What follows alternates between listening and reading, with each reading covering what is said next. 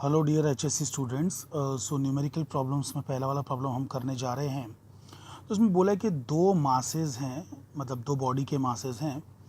उन्हें जब मेजर किया गया तो पहले वाले का मास आया 15.7 केजी और उसमें एरर 0.2 केजी की हो सकती है।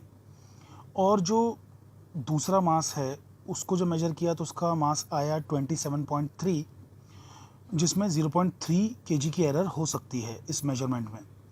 तो टोटल मास कितना होगा सिस्टम का, मतलब दोनों मिला के, एंड उसमें गलती कितनी होगी, उसमें एरर कितना होगा, आइए चलिए देखते हैं।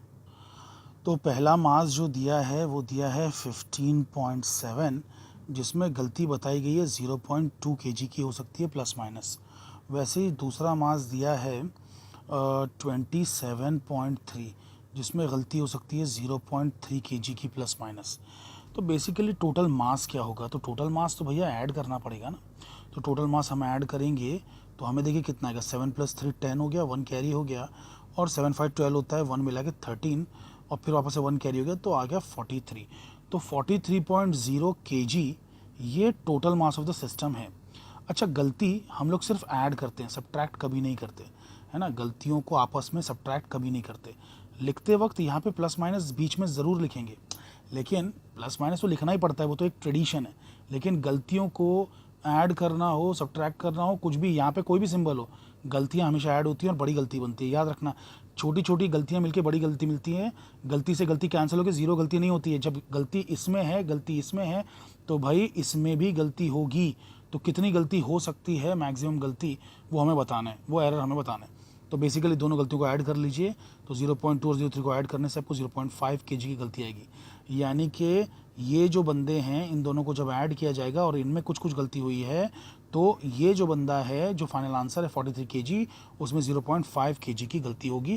दैट इज़ द आंसर, और वो हमें दिया हुआ है, यही टेक्स्ट बुक में हमें आंसर दिया हुआ है 43.0 केजी प्लस माइनस 0.5 केजी। मतलब सिंपली आंसर को आप लिख सकते हैं कि नेट मास या total mass is 43.0 plus minus 0.5 KG, that's it. अच्छा, अब अगर कोई जानना ही चाहता है कि भाई ये गलती प्रपोर्शन में कितनी है, मतलब एग्जैक्टली, तो 0.5 बाई 43 करके देख लीजिए इंटू 100, तो आपको परसेंटेज ऑफ गलती जो है वो भी मिल जाएगा। ठीक है, तो ये है 1.162% की गलती, इतनी गलती होगी इसके मेजरमेंट में, मतलब मास के मेजरमेंट में। तो आई होप कि आपको जो ये है मतलब प्रॉब्लम समझ में आया है ना। सो देखिए आप यहाँ पे देख सकते हैं answer 43 KG plus minus 0.5 KG, that's it. So basically अगर आपको समझ में आया तो प्लीज़ लाइक करें, सब्सक्राइब करें, thank you. Hello dear HSC students. So हम लोग न्यूमेरिकल प्रॉब्लम्स में अभी जो है सेकंड वाला देख रहे हैं। वो ये है कि अगर एक ऑब्जेक्ट ने डिस्टेंस ट्रैवल किया है कितना, 5.2 मीटर, और टाइम उसको लगा है 100 सेकेंड, है ना, इतना डिस्टेंस ट्रैवल करने के लिए। और डिस्टेंस में गलती 0.1 मीटर की हो सकती है डिस्टेंस के मेजरमेंट में, और टाइम के मेजरमेंट में 1 सेकंड की गलती हो सकती है, टाइम के मेजरमेंट में 1 सेकंड की गलती हो सकती है। तो स्पीड कितनी होगी, मतलब उस बंदे की। अब जब भाई टाइम पता है, डिस्टेंस पता है, तो स्पीड तो निकाल सकते हैं ना। तो स्पीड कितनी होगी इस बंदे की, एंड रिलेटिव एरर कितना होगा स्पीड के अंदर, रिलेटिव एरर स्पीड के अंदर कितना होगा, आइए देखते हैं। सो बेसिकली स्पीड जो होता है वो होता है डिस्टेंस अपॉन टाइम, है ना। In general distance upon time. यहाँ पे आप एवरेज स्पीड, इंस्टेंटेनियस स्पीड, ये सारी बहस मत छेड़िए, ठीक है। तो बेसिकली खाली स्पीड क्या होता है, डिस्टेंस अपॉन टाइम होता है। तो रिलेटिव एरर निकालने का फॉर्मूला होता है delta v by v is equals to delta d by d plus delta t by t. भले ही डिवीजन में क्यों ना हो, गलतियां माइनस नहीं होंगी, गलतियां ऐड ही होंगी, गलतियां ऐड ही होंगी। इस बात को याद रखिए, नीचे है डिवीजन में है तो बीच में माइनस लिख दो, ऐसा मत करना, ठीक है। तो ये रिलेटिव एरर का फॉर्मूला है। अब बेसिकली हमको क्या दिया गया कि टाइम 100 सेकेंड है और उसमें गलती, टाइम में गलती जो है वो प्लस माइनस 1 सेकेंड की है ना। और फिर वैसे ही डिस्टेंस दिया गया है हमको कितना, 5.2, जिसमें गलती 0.1 की है, प्लस माइनस 0.1 की। सो इतनी गलती है। तो अब हमें गलती भी बता दी गई, हमें वैल्यू भी बता दी गई, तो क्या हम यहाँ सब्स्टिट्यूट नहीं कर सकते हैं ऊपर, कर सकते हैं, बिल्कुल कर सकते हैं। तो डेल्टा वी बाई वी, अच्छा वी की जगह पे अगर मैं डिस्टेंस अपॉन टाइम लिखूं तो कोई आपत्ति आपको नहीं होना चाहिए, कोई आपत्ति नहीं होना चाहिए, कोई प्रॉब्लम नहीं होना चाहिए आपको, ठीक है इस बात से। ओके, तो डिस्टेंस अपॉन टाइम, अच्छा डेल्टा डी बाई डी, तो डेल्टा डी कितना है भैया 0.1 मीटर डिवाइड बाई 5.2 मीटर, फिर प्लस करके जो है डेल्टा टी कितना है भैया 0 नहीं 1, 1 है, ठीक है 1, और यहाँ पे टी की वैल्यू 100 है ना। अच्छा तो delta v is equals to d by t into this thing, तो ये तो हो जाएगा 1/52 प्लस 1/100। डी बाई टी का क्या आएगा, देखिए डी कितना था भाई, डी था 5.2 और टी था 100, 5.2 डिवाइड बाई 100, और ये ब्रैकेट में तो चीज़ें दी हुई हैं, तो आइए इसको मैं आगे दूसरे कलर से सॉल्व करता हूँ। तो ये आ रहा है 19/650 और ये आ रहा है 0.0, कितना आ रहा है भाई 0.0, एक सेकेंड 52, और ये आ रहा है 0.029, करेक्ट इतना आ रहा है। अब जब मैं इन दोनों को मल्टीप्लाई कर लूंगा तो मुझे डेल्टा वी की वैल्यू मिल रही है, और वो डेल्टा वी की वैल्यू 0.00152 आ रही है। तो अगर किसी ने मुझसे v plus minus delta we पूछा होता ना तो मेरा आंसर क्या होता, भाई देखो v मतलब डी बाई टी है ना, डी बाई टी तो मतलब ये चीज़ है, ठीक है, तो इसकी वैल्यू तो 0.052 है ना, तो 0.052 प्लस और माइनस 0.001, 3 डेसिमल प्लेस तक बचाना है, तो इसको राउंड ऑफ कर देते हैं। तो बेसिकली 5 को जब राउंड ऑफ करेंगे तो इसमें 1 में ऐड हो जाएगा, इट बिकम्स 2। तो ये मेरा फाइनल आंसर होता, ये मेरा फाइनल आंसर होता, राइट, समझ पा रहे हैं आप, ये मेरा फाइनल आंसर होता। लेकिन सवाल ये नहीं पूछा, सवाल कहाँ तक पूछा है, सिर्फ सवाल कहाँ तक पूछा है कि भाई डेल्टा वी बाई वी निकालो, डेल्टा वी बाई वी निकालो, है ना, सवाल सिर्फ यहीं तक पूछा है।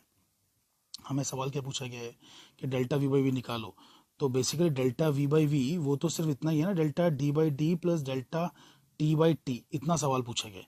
तो बेसिकली यहाँ पे अपने क्या आने वाला है, ठीक है, क्वेश्चन में इतना पूछा है तो हमें निकालना क्या है, सिर्फ ये वाली वैल्यू कि ये है 0 पॉइंट किधर गया 1 डिवाइड बाई 5.2 प्लस इसकी वैल्यू कितनी निकाली गई है, डेल्टा टी की वैल्यू ये 1 सेकेंड अपॉन 100, तो इसका आंसर सिंपली 0.0292 आता है। तो यही रिलेटिव एरर है, रिलेटिव एरर निकालने बोला तो इतना है, ठीक है, और वेलोसिटी की वैल्यू निकालने बोला तो 0.052 है। तो आई होप कि आपको ये समझ में आया, देख सकते हैं आप यहाँ पे देखिए, तो 0.052 मीटर पर सेकंड ये वेलोसिटी का आंसर है, और 0.0292 ये जो है बेसिकली आपका किसका आंसर है, ये आंसर है आपका रिलेटिव एरर का, है ना। अगर किसी ने ऐसा पूछ लिया होता कि v plus minus delta we मतलब फाइनल वैल्यू क्या है, तो फिर आप क्या जवाब देते, आप बोलते ये इस तरीके से कैलकुलेट करते, मतलब जो v की वैल्यू है ना वो इस रिलेटिव एरर में मल्टीप्लाई कर देते, ठीक है, जैसा हमने यहाँ पे किया, और हमको आया डेल्टा v की वैल्यू 0.00152 और v की वैल्यू इतनी। तो ये जो चीज़ है इस तरीके से आंसर को हम एक्सप्रेस करते हैं। आई होप कि आपको ये समझ में आया है, सो प्लीज़ लाइक करें, सब्सक्राइब करें, thank you. Hello dear HSC students, so third question ये पूछ रहा है कि इलेक्ट्रॉन है जिसका चार्ज E है, वो जब एक यूनिफॉर्म मैग्नेटिक फील्ड B में घुसेगा स्पीड लेके, V की स्पीड लेके, तो ये भी कहा गया कि वेलोसिटी परपेंडिकुलर मैग्नेटिक फील्ड को, ये इन्फॉर्मेशन यहाँ फ़िलहाल किसी काम की नहीं है, बट इन जनरल ये इन्फॉर्मेशन काम आएगी उस चैप्टर में जिस चैप्टर का नाम है magnetism and moving charges and magnetism. तो यहाँ पे फोर्स का जो है फॉर्मूला भी बता दिया गया है कि भाई जो फोर्स फील कर रहा है एक चार्ज अंदर घुसते वक्त वेलोसिटी v से मैग्नेटिक फील्ड b में, तो वो फोर्स है F इक्वल्स टू BeV, है ना, फोर्स का जो वैल्यू है वो BeV से दिया जाएगा। तो अब वो ये बोल रहे हैं कि इसमें जो B है यानी कि मैग्नेटिक फील्ड है उसका डायमेंशंस निकालिए। तो चलिए आइए इसे सॉल्व करते हैं। सो फोर्स का जो मैग्नीट्यूड है वो B into E into V से दिया जाएगा। सो जहाँ पे B मैग्नेटिक फील्ड है, E इलेक्ट्रॉन का चार्ज है, और V जो है बेसिकली वेलोसिटी है, और F फोर्स है। तो B के डायमेंशंस निकालना है, मतलब आपको F upon E into V के डायमेंशंस निकालना है। सो फोर्स का डायमेंशन आप जानते हैं, force is mass into acceleration. So mass का ये आ जाएगा और एक्सेलरेशन मतलब metre per second square, metre per second square. So ये फोर्स का डायमेंशन हो गया, मास का m⁻⁴ और मीटर पर सेकेंड स्क्वायर का ये आ गया।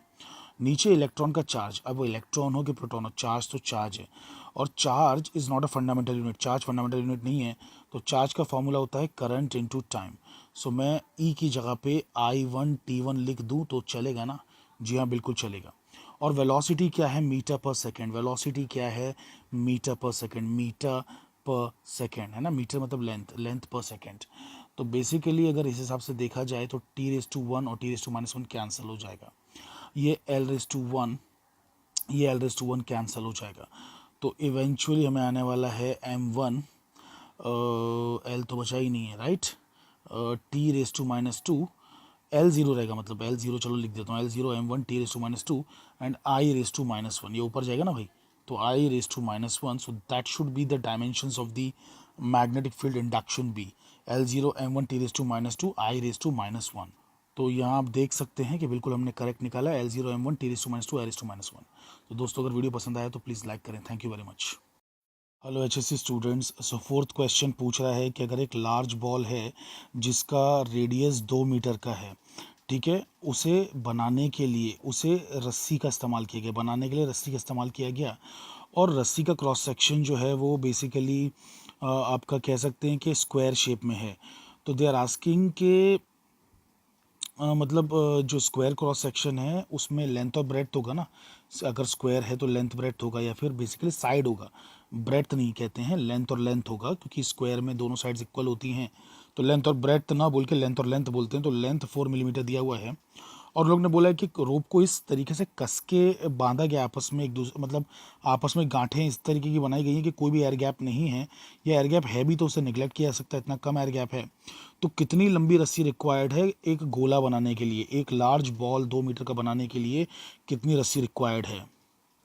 सो बेसिकली एक रस्सी जो ली गई है, वो रस्सी को अगर आप सामने से देखेंगे, उनका कहने का मतलब अगर आप उसे सामने से देखेंगे तो उसका चेहरा जो है ना ऐसा मतलब स्क्वायर शेप का है, ठीक है, स्क्वायर शेप के चेहरे वाली रस्सी है। तो बेसिकली ये रस्सी की कुछ तो लेंथ होगी, कुछ तो ब्रेड्थ होगी, है ना। तो इस रस्सी की कुछ तो लेंथ होगी, कुछ तो ब्रेड्थ होगी। तो इस रस्सी की लेंथ ही लेंथ है, क्योंकि स्क्वायर है ना, तो लेंथ ब्रेड्थ इक्वल होंगे। सो ये जो लेंथ और लेंथ है उन लोग ने वो 4 मिलीमीटर का दिया हुआ है, 4 मिलीमीटर, 4 mm का दिया हुआ है। अब इसी को घुमा घुमा के जो है एक बॉल बना दिया गया। तो घुमा घुमा के आपस में ऐसा बांध बांध के सारे एयर गैप्स भर डाले हैं, ठीक है। तो बेसिकली इस तरीके से एक बॉल बना दिया गया है, जिसका रेडियस जो दिया है ना 2 मीटर दिया हुआ है। तो भैया ये जो वॉल्यूम होगी स्फीयर की वो होगी 4/3 πr³। और इतनी ही वॉल्यूम टोटल मिला के रोप की भी होना चाहिए, बिकॉज एयर गैप की कोई वॉल्यूम नहीं है, एयर गैप को मान लीजिए 0 है, ठीक है। तो उतनी ही वॉल्यूम किसकी होना चाहिए? रस्सी की होना चाहिए। अब रस्सी की लेंथ इंटू रस्सी का एरिया अगर करेंगे, रस्सी की लंबाई इंटू रस्सी का एरिया करेंगे तो रस्सी की वॉल्यूम आ जाएगी। तो basically length into area of the rope will give us the volume of the rope. Volume of the sphere should be same as volume of the rope. Rope से बना है ना स्फीयर बाबा, ठीक है। तो अब हमें निकालना क्या है? अब हमें ना लंबाई पता करनी है, लंबाई पता करनी है रस्सी की। तो 4/3 πr³ के नीचे एरिया ले जाएंगे। अब हम वैल्यू सब्स्टिट्यूट करेंगे, सब वैल्यूज़ दी हुई हैं। सो 4/3 पाई, रेडियस दिया है 20, एक सेकंड, रेडियस कितना दिया है भाई स्फीयर का? 2 दिया है, 2।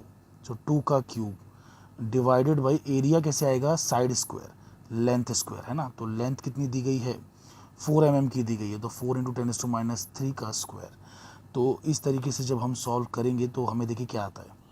ओके, तो हम जब कैलकुलेशन कर रहे हैं तो बेसिकली हमें आ रहा है 2³ को मैं 2 × 4 लिख सकता हूँ, राइट। अरे मतलब 8 आएगा ना, 2³ इज़ 8, तो 2 × 4 लिख सकता हूँ। सो यहाँ पर जो है मुझे आ रहा है, राइट, अरे 4 से 4 देखो ना नीचे कैंसिल हो गया। मैं नीचे का जो 4 है ना उसका स्क्वायर करके 4 × 4 लिखा है। तो ये जो है 4 और 4 ऊपर वाला नीचे के 4 और 4 से कैंसिल हो जाएगा। और सॉरी मैंने गलती से 10⁻³ लिख दिया था, स्क्वायर होकर 10⁻6 हो जाएगा। ओके, फिर जो कि नियरली इक्वल टू, देखो 3 और पाई भी कैंसिल होंगे ना यार, 3 और पाई भी कैंसिल होंगे। अप्रॉक्सीमेट चाहिए हमको, ऑर्डर ऑफ मैग्नीट्यूड चाहिए, एक्जैक्ट वैल्यू नहीं चाहिए, क्वेश्चन में ही बोला है ऑर्डर ऑफ मैग्नीट्यूड चाहिए। तो पाई भी 3.14 है और नीचे भी 3 लिखा हुआ है, तो अप्रॉक्सीमेटली वो कैंसिल हो जाएंगे। सो 2 बचेगा, 2 इंटू 10⁻6 बचेगा, है ना, 2 इंटू 10⁻6 मीटर, जो कि हो जाएगा 2 इंटू 10⁻3 किलोमीटर्स, 2 इंटू 10⁻3 किलोमीटर्स। तो ऑर्डर ऑफ मैग्नीट्यूड जो है बेसिकली आपका कितना है, मतलब 3 है ना, 3 है, यानी कि अरे समझ रहे हैं ना, 10⁻3 लिखा है, मतलब क्या है ऑर्डर ऑफ मैग्नीट्यूड, क्योंकि इसको तो इग्नोर करेंगे ना, 2 को इग्नोर करेंगे क्योंकि 5 से छोटा है। अगर 5 से बड़ा रहेगा तो उसको 10 लेना है, 5 से छोटा रहेगा तो बेसिकली उसको 1 मानना है, 1 मानना है मतलब इग्नोर करना है। और 5 या 5 से बड़ा रहेगा तो उसको 10 मानना है, तो 10 मानना है, तो फिर अगर 10 मानेंगे 10:4 हो जाएगा, बट वैसा है नहीं ना, 5 से छोटा है, इग्नोर करेंगे, तो 10:3, सो 3 is order of magnitude. I hope आपको ये प्रॉब्लम समझ में आए। तो 3 is the order of magnitude, यही सवाल पूछा गया कि भाई ऑर्डर ऑफ मैग्नीट्यूड कितना है, तो 10⁻3 में है। सो आप देख सकते हैं कि आंसर जो है 10⁻6 मीटर या 10⁻3 किलोमीटर के आसपास है। ठीक है, तो अगर आपको प्रॉब्लम पसंद आए तो प्लीज़ लाइक करें। Thank you very much. Students, so basically जो फिफ्थ प्रॉब्लम है वो ये कह रहा है कि न्यूक्लियस का जो रेडियस है आर, वो डिपेंड करता है कि न्यूक्लियस का मास नंबर ए कितना है, उसकी ए की वैल्यू क्या है, यानी कि रेडियस मास नंबर ए पे डिपेंड करता है। मास नंबर तो आप जानते ही हैं, number of neutrons plus number of protons को, मतलब टोटल नंबर ऑफ जो लोग रहते हैं न्यूक्लियस के अंदर, उन्हें हम न्यूक्लियॉन्स भी कहते हैं। ठीक है, न्यूक्लियॉन्स, प्रोटॉन भी एक न्यूक्लियॉन है, न्यूट्रॉन भी एक न्यूक्लियॉन है। तो नंबर ऑफ न्यूक्लियॉन्स को या number of neutrons plus protons को हम लोग जो है एटॉमिक मास नंबर कहते हैं, शॉर्ट में मास नंबर कहते हैं। और जो रेडियस का जो फॉर्मूला है बेसिकली उन्होंने एक दिया है हमको बना के कि आर और ए के बीच में क्या रिश्ता है, तो R is equal to 1.3 into 10⁻16 into A raise to 1/3 metre. इस तरीके से हमको रिश्ता दिया हुआ है। अब इन लोग बोल रहे हैं कि अगर एक न्यूक्लियस है जिसका मास नंबर 125 है, 125 है, तो उसका ऑर्डर ऑफ मैग्नीट्यूड रेडियस का कितना होगा, उसको जरा एक्सप्रेस कीजिए मीटर्स में, उसका ऑर्डर ऑफ मैग्नीट्यूड क्या होगा। तो चलिए आइए देखते हैं। Okay, so R is equals to 1.3 into 10⁻16 A raised to 1/3 meters। ठीक है, इस तरीके का रिलेशन रेडियस और मीटर, मतलब सॉरी, मास नंबर के बीच में दिया, रेडियस और मास नंबर के बीच में रिलेशन दिया हुआ है।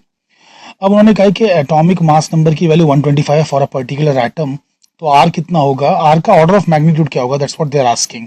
सो 1.3 into 10⁻16 इंटू 125 का क्यूब रूट, तो 125 का क्यूब रूट तो हम सभी जानते हैं 5 होता है ना, 5 into 5 is your 125। So R is equals to 1.3 into 5 into 10⁻16। So that's your basically the radius, है ना, रेडियस जो है वो इतना होगा, इतने मीटर होगा। अच्छा, 1.3 इंटू 5 यानी कि 13 5 सा, सो इट इज 65 यानी कि 6.5। So R is equal to 6.5 into 10⁻16 metre. अब ये बात हम सभी जानते हैं कि जो भी नंबर 5 या 5 से बड़ा होता है उसको हम लोग क्या करते हैं, 10 मानते हैं, 10। सो यहाँ पे ऑर्डर ऑफ मैग्नीट्यूड निकालने के लिए इसको 10 मान लेंगे।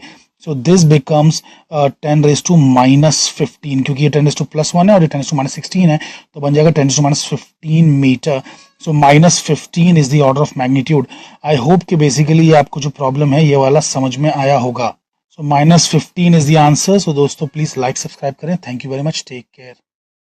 अच्छे सी स्टूडेंट्स, सो बेसिकली हम लोग 6th प्रॉब्लम देख रहे हैं। उसमें ये कहा गया है कि एक वर्कर है जो कि वर्कशॉप में काम कर रहा है और वो length of the steel plate की जो लंबाई है उसे वर्नियर कैलिपर से मेजर करता है। और फिर क्या होता है ना कि वर्नियर कैलिपर का तो आप जानते ही हैं कि 0.01 सेंटीमीटर उसका लीस्ट काउंट होता है। आपने कॉलेज के प्रैक्टिकल्स में देखा होगा वर्नियर कैलिपर को, नहीं देखा है तो भी कोई बात नहीं, गूगल पे सर्च कर लीजिए। तो ये अपना जो नॉर्मल रूलर होता है ना, नॉर्मल स्केल होता है, स्केल छोटा वाला, उससे काफ़ी बेहतर होता है, मतलब उससे 10 गुना बेहतर है ये मेजरमेंट में। अपना जो स्केल है उसका लीस्ट काउंट 0.1 सेंटीमीटर है, मतलब उससे छोटी चीज़ वो मेजर नहीं कर सकता, बट ये उसका 10वां हिस्सा भी मेजर कर सकता है, समझ रहे हैं। 1 सेंटीमीटर का 100वां टुकड़ा, 100 टुकड़ा, 100 पीस भी मेजर कर सकता है ये वर्नियर कैलिपर, इसलिए इसका लीस्ट काउंट 0.01 सेंटीमीटर है। तो 4 बार जब लेंथ मेजर की गई तो बेसिकली उसमें वैल्यूज़ एक बार 3.11, फिर एक बार 3.13, फिर 3.14, फिर 3.14 आई। अब वो पूछ रहे हैं कि भाई मीन लेंथ फिर क्या होगी। मीन लेंथ ही तो ट्रू लेंथ कहलाती है ना, एवरेज लेंथ को ही हम ट्रू लेंथ कहते हैं। तो वो ट्रू लेंथ निकालना है और फिर मीन एब्सोल्यूट एरर निकालना है, कि भाई क्या एवरेज एब्सोल्यूट एरर कितनी आ रही है, और फिर एक percentage error in the measured value of the length निकालना है। तो चलिए आइए देखते हैं।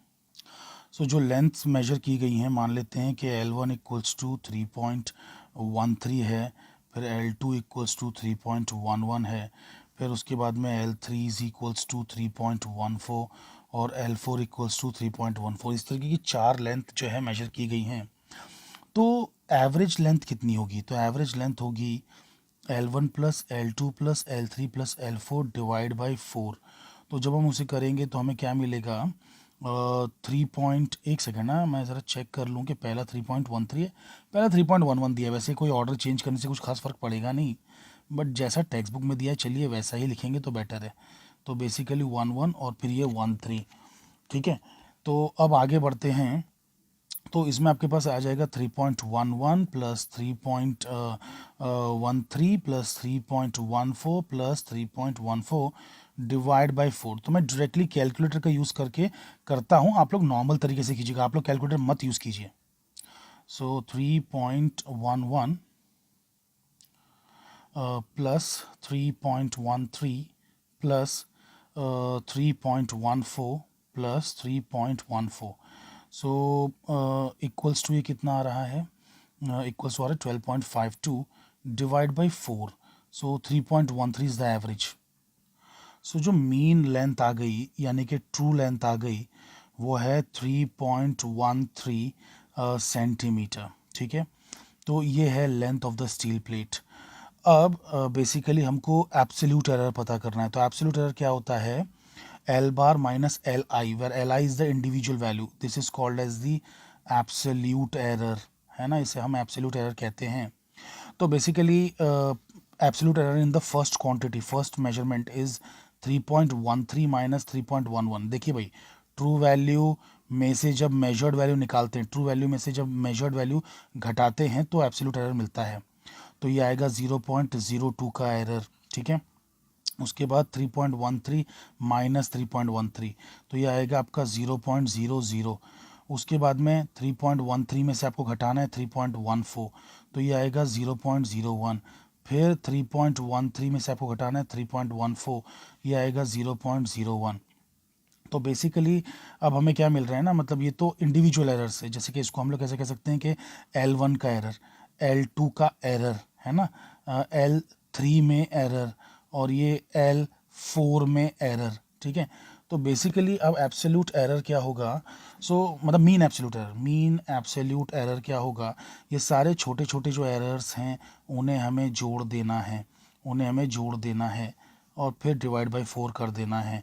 तो 0.02 plus 0.00 plus 0.01 plus 0.01 divide by 4 करेंगे तो हमें मिलेगा 0.04 डिवाइड बाई 4, है ना। 2 है, 1 है और 1 है, तो बेसिकली 0.04 डिवाइड बाई 4, तो 0.01 सेंटीमीटर का आ जाएगा मीन एब्सोल्यूट एरर। तो अब मीन एरर मतलब एवरेज गलती divide by average value, average गलती divide by average value, average error divide by average value, ये बन जाएगा रिलेटिव एरर। लेकिन इसी को 100 से मल्टीप्लाई कर देंगे तो बन जाएगा एब्सोल्यूट नहीं, परसेंटेज एरर। तो 0.01 डिवाइडेड बाई वैल्यू कितनी आई थी भाई? 3.13 इंटू 100। तो चलिए इसको मैं कैलकुलेटर से करता हूँ।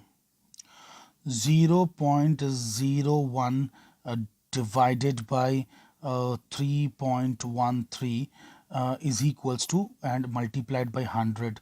सो 100 से किया ना प्रॉपरली मल्टीप्लाई, करेक्ट। तो ये जो गलती आ रही है इट इज़ 0.319, मतलब अप्रॉक्सीमेटली 0.32%।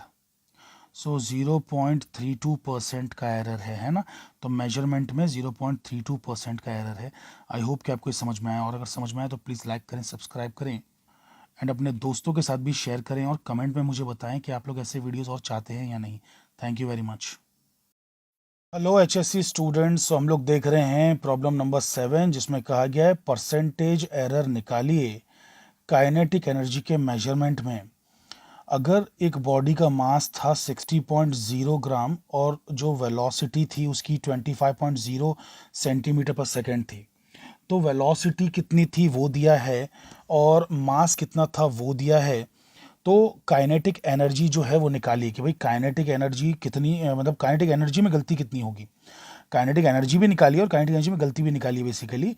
तो 60.0 ये तो मास है, लेकिन उसमें गलती कितनी है मेजरमेंट में, कितनी हो सकती है प्रोबेबिलिटी, मतलब प्रोबेबिलिटी उसके अंदर जो गलती है 0.3 प्रोबेबली, ठीक है 0.3 ग्राम की गलती है। और फिर वैसे ही 25 सेंटीमीटर पर सेकंड वेलोसिटी है, उसमें प्रोबेबली 0.1 सेंटीमीटर की गलती है, ठीक है। तो अब काइनेटिक एनर्जी के मेजरमेंट में कितनी गलती होगी, so that's the question. So let's try to do that, okay. So let's try to do that. So mass में जो गलती है, मास और मास की गलती 60.0 kg प्लस माइनस 0.3, अच्छा kg नहीं सॉरी ग्राम्स में, ठीक है। वैसे ही आपका जो है वेलोसिटी, वेलोसिटी में जो गलती है, वेलोसिटी और वेलोसिटी की गलती वो है 25.0 प्लस और माइनस 0.1 सेंटीमीटर पर सेकेंड, राइट। अब काइनेटिक एनर्जी का जो फॉर्मूला होता है वो होता है kinetic energy equals to half M V square. So basically इसको मैं के बोल देता हूँ, है ना। सो फिर अगर मुझे काइनेटिक एनर्जी के अंदर गलती निकालनी है, सो डेल्टा के बाई के इंटू 100, डेल्टा के बाई के इंटू 100। हाफ का तो भाई डिफ्रेंसिएशन कुछ नहीं करना है आपको, हाफ का मतलब कुछ नहीं करना है, हाफ में कोई गलती नहीं है, गलती इसमें और इसमें।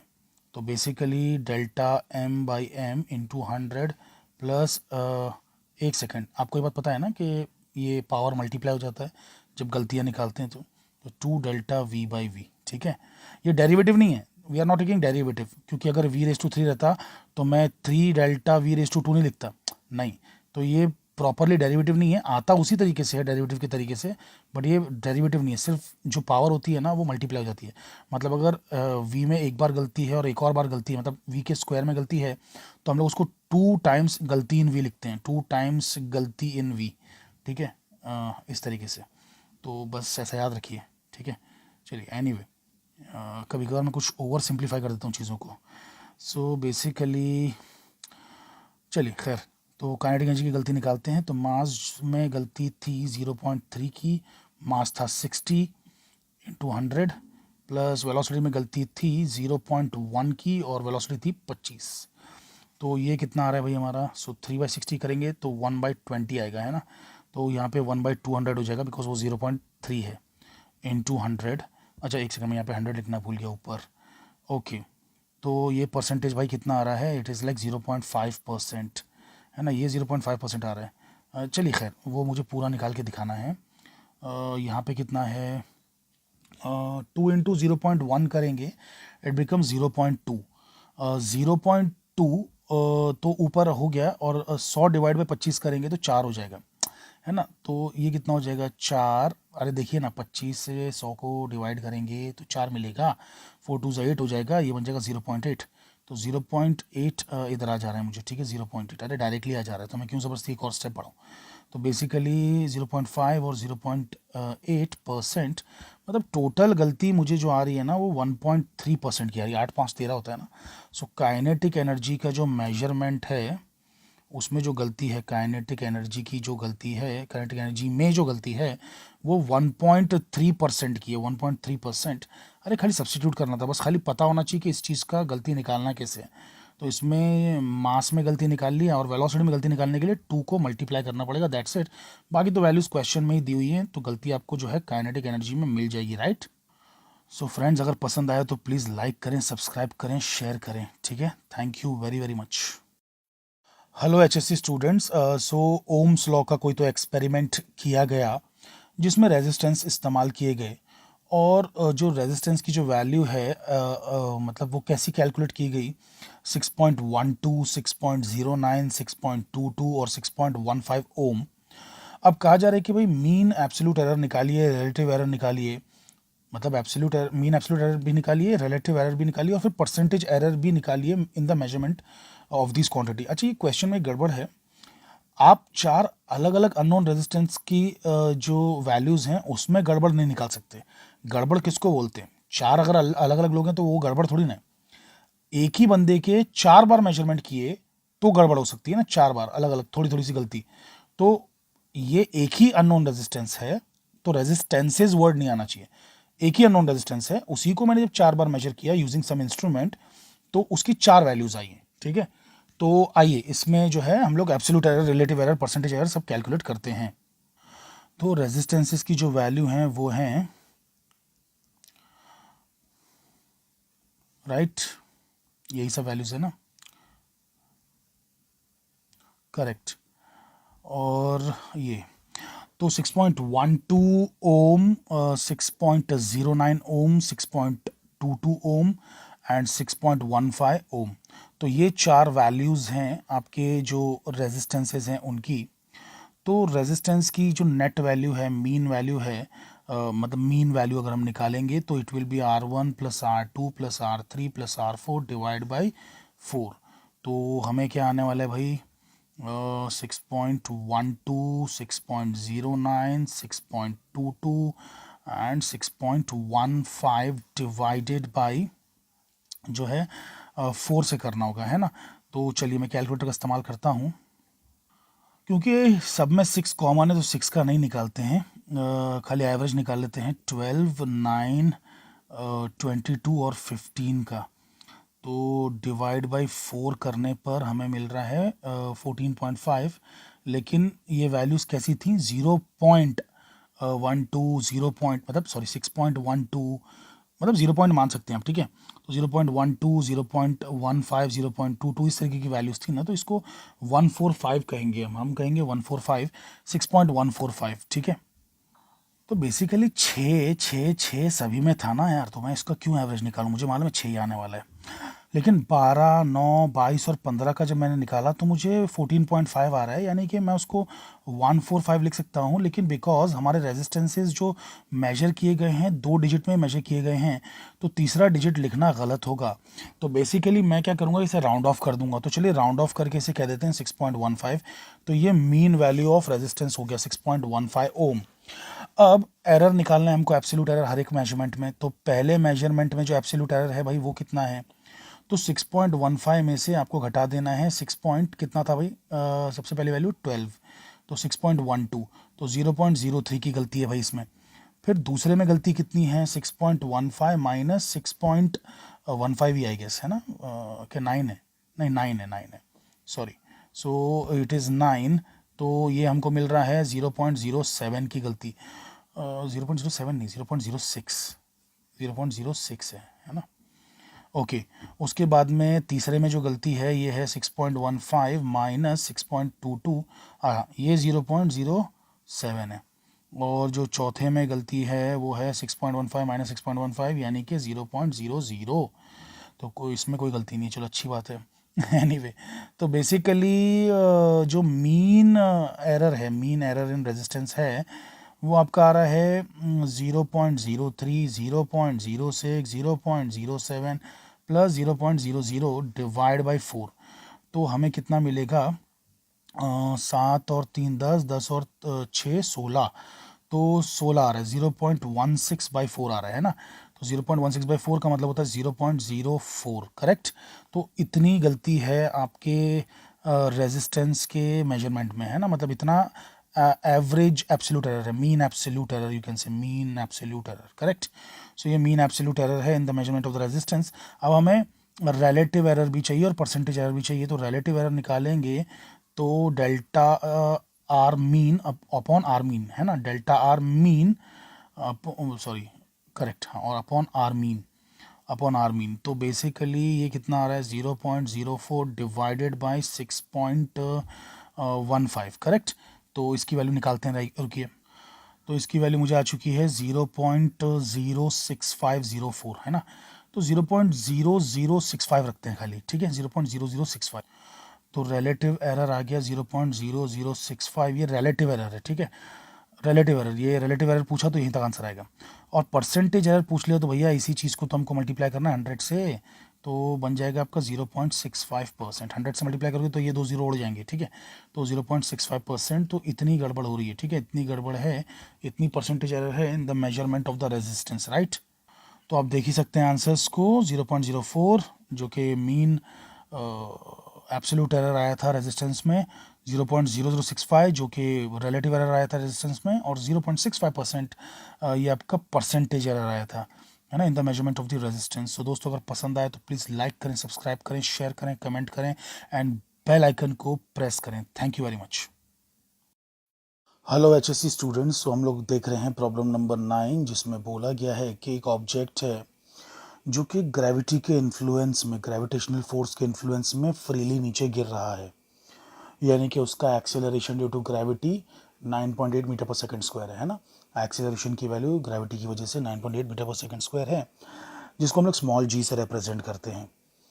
अच्छा, उसकी वेलोसिटी कुछ h दूरी पे बढ़ने के बाद v हो जाती है। जैसे आपको ये बात पता ही होगी कि जब हम किसी चीज़ को छोड़ते हैं हवा में, तो जब वो नीचे आता रहता है तो एक्सीलरेशन होने की वजह से, ग्रेविटेशनल एक्सीलरेशन होने की वजह से उसकी स्पीड बढ़ती चली जाती है, तो बढ़ के उसकी स्पीड v हो गई है। जब आपने छोड़ा तब उसकी स्पीड 0 थी, बट ग्रेविटेशनल एक्सीलरेशन पे एक्ट होने लगा तो कुछ हाइट एज गिरने के बाद उसकी स्पीड v हो चुकी है। और उन लोग कह रहे हैं बस साबित करो डायमेंशनल एनालिसिस का इस्तेमाल करके कि वेलोसिटी इज k√gh, यानी कि वेलोसिटी डिपेंड करती है ग्रेविटेशनल एक्सीलरेशन के रूट पे और हाइट के रूट पे, है ना, root of height and root of gravitational acceleration. के तो एक डायमेंशनलेस कांस्टेंट है, तो उस पर हमें ध्यान नहीं देना है।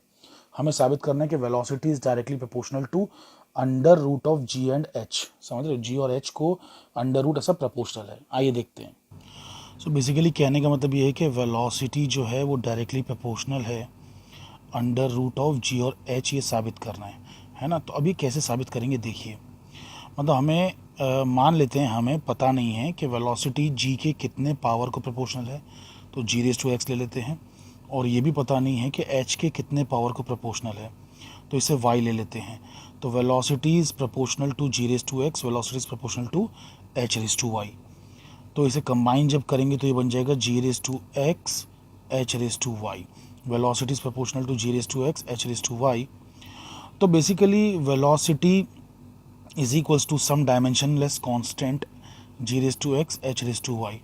ठीक है, तो वेलोसिटी के जो डायमेंशंस हैं वो मैच करना चाहिए किससे, g⁻x और h⁻y से। अब जो वेलोसिटी का डायमेंशन है वो क्या होता है, वेलोसिटी का यूनिट क्या है, मीटर पर सेकेंड, है ना। तो यहाँ पे हम मीटर पर सेकेंड डायरेक्टली लिख देते हैं, राइट, इक्वल टू के। अच्छा, ग्रेविटेशनल एक्सेलरेशन, अच्छा एक्सेलरेशन कोई भी हो, ग्रेविटेशन हो या कोई भी हो, उसका क्या रहता है, मीटर पर सेकेंड स्क्वायर। सो मीटर पर सेकेंड स्क्वायर, है ना, और ये रेज टू एक्स है। और फिर उसके बाद में हाइट जो है बेसिकली, एक सेकंड, ये x और y अभी के लिए मैं बाहर लिख देता हूँ। तो यहाँ पे x है, यहाँ पे y है, ठीक है, क्योंकि हम सिर्फ g का डायमेंशन अंदर लिख रहे हैं ना। x और x तो बाद में रेज करेंगे, मतलब इसको रेज टू x बाद में करेंगे। ओके, हाइट मतलब क्या है, एक तरीके की लेंथ ही है, तो L1 रेज टू y हो जाएगा, ठीक है। अब अंदर ले आते हैं चीज़ों को, मतलब x पावर कर देते हैं चीज़ों को, तो ये बन जाएगा L raise to x t raise to -2x, और ये बन जाएगा L रेज टू y। तो ये हो जाएगा आपका k L⁻x + y t⁻−2x, ठीक है। इस तरीके से मिलेगा, ये L1 t⁻−1 है। अब जब कंपेयर करेंगे कोएफिशिएंट्स दोनों साइड के, तो x + y की जो वैल्यू है वो 1 आ रही है ना, x + y की वैल्यू 1 आ रही है, मतलब पावर्स कंपेयर करेंगे, सॉरी कोएफिशिएंट्स नहीं, पावर्स कंपेयर करेंगे। तो x + y = 1 आ रहा है, और -2x की वैल्यू -1 आ रही है। आप देख सकते हैं -2x की वैल्यू -1 है। तो कहने का मतलब ये है कि पहले आइए इसे सॉल्व करते हैं। मतलब दो इक्वेशन है हमारे पास, ठीक है, हमारे पास दो इक्वेशन हैं और दो ही अननोन्स हैं, एक्स और वाई। तो पहले इससे तो डायरेक्टली आंसर आ ही गया, माइनस माइनस कैंसिल हो जाएगा और x = 1/2 आ जाएगा। तो x की वैल्यू 1/2 हमें मिल गई। अब x की वैल्यू 1/2 जब यहाँ पे डालोगे तो y क्या मिलेगा, 1 - 1/2, है ना, ये उधर जाके माइनस हो जाएगा ना। तो 1 - 1/2 यानी कि y की वैल्यू हो जाएगी हाफ। तो इस तरीके से आपको x = हाफ, y = हाफ मिल जाएगा। सो अपने पास होगा क्या, अपने पास होगा बेसिकली v = k g⁻x जो कि हाफ है, और h⁻y जो कि हाफ है। y भी हाफ है ना, x भी हाफ है, y भी हाफ है। तो ये बन जाएगा v = k √g/h, hence proved. I hope कि आपको समझ में आया है कि किस तरीके से हमने ये चीज़ें की हैं, right. Thank you very much. Hello HSC students, हम लोग देख रहे हैं 10th प्रॉब्लम, जिसमें कि बोला गया कि वेलोसिटी को अगर हम ऐसे रिप्रेजेंट करें AT plus B by T plus C plus V0, और ये भी हम जानते हैं कि ये डायमेंशनली वैलिड है, मतलब मान मान लीजिए कि डायमेंशनली वैलिड है, मतलब वेलोसिटी का कुछ तो फॉर्म दिया है। तो वेलोसिटी की एक इक्वेशन बना के दी है AT plus B by T plus C plus V0, और कहा गया कि ये डायमेंशनली करेक्ट इक्वेशन है, डायमेंशनली वैलिड है। तो अगर ये डायमेंशनली वैलिड है अब, तो आप आगे इसके करिए काम और बताइए कि A क्या है, B क्या है और C क्या है, मतलब ये तीन कौन सी फिजिकल क्वांटिटीज़ हैं। तो आपको ये इक्वेशन में से पता करना है कि A क्या हो सकता है, B क्या हो सकता है और C क्या हो सकता है। तो आइए उसे जानने की हम लोग जो है कोशिश करते हैं। तो ये है हमारी वेलोसिटी की दी हुई equation, v equals to AT plus B by T plus C plus V0, ठीक है। अब देखिए, बेसिकली एप्पल को एप्पल के साथ ही जोड़ सकते हैं, सेब को सेब के साथ, आम को आम के साथ। आप ये तो नहीं कह सकते ना कि 3 सेब और 4 आम जो हैं बेसिकली मैंगो, उससे आपको 7 मैंगोज मिल जाएंगे या 7 एप्पल्स मिल जाएंगे। तो मतलब यानी कि समझ रहे हैं ना कि घोड़े की रेस में अब गधे भी दौड़ेंगे, ऐसा नहीं हो सकता है।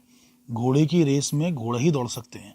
तो मतलब अगर ये वेलोसिटी है ना, तो ये सारे के सारे इंडिविजुअल टर्म्स वेलोसिटी होंगे, तभी ऐड कर सकते हैं यार। वेलोसिटी को वेलोसिटी से ऐड करेंगे और वेलोसिटी से ऐड करेंगे तो कुछ अच्छी बड़ी वेलोसिटी की वैल्यू आएगी। तो वेलोसिटी को वेलोसिटी से ऐड करना, इस बात को समझ लीजिए, ठीक है। तो मतलब ये सारे टर्म्स ही वेलोसिटी हैं। तो अगर AT वेलोसिटी है, अगर AT वेलोसिटी है, तो भैया वेलोसिटी का जो डायमेंशन होता है वो क्या होता है, मीटर पर सेकेंड, है ना, यही होता है ना। वेलोसिटी का डायमेंशन क्या होता है, मीटर पर सेकेंड। अब AT का डायमेंशन हो गया मीटर पर सेकेंड, है ना, AT का डायमेंशन।